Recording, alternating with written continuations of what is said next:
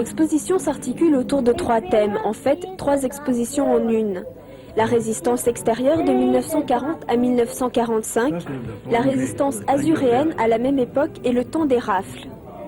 Le comité des stalles de la première division française libre a organisé la première. Véritable fresque historique reconstituée grâce à des documents d'archives, des armes, des mannequins équipés d'uniformes et des animations reconstituant des scènes de combat. On a fêté le 50e des débarquements de Normandie en juin et celui de Provence le 15 et 16 août.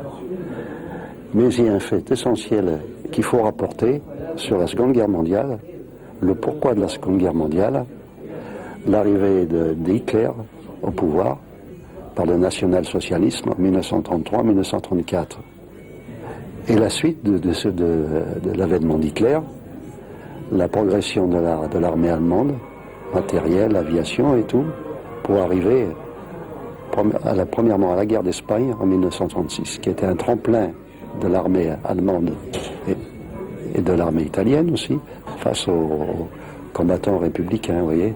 Nous arrivons à l'Anschluss, c'est-à-dire l'envahissement de l'Autriche par les troupes allemandes en 1937-38, ensuite à la Tchécoslovaquie, et puis enfin à la Pologne en septembre 1939, où un pacte avait été conclu par les Britanniques et les Français de non-agression à la Pologne.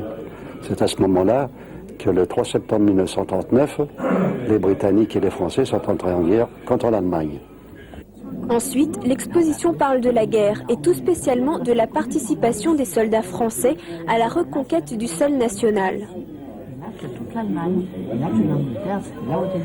Ma génération à moi, nous n'avons pas besoin, on l'a bien connu, mais pour les jeunes, il faut qu'il reste un souvenir de tout ça. Justement, pour votre génération à vous, qu'est-ce que ça peut apporter ce genre d'exposition? Beaucoup de souvenirs et pas toujours des gays.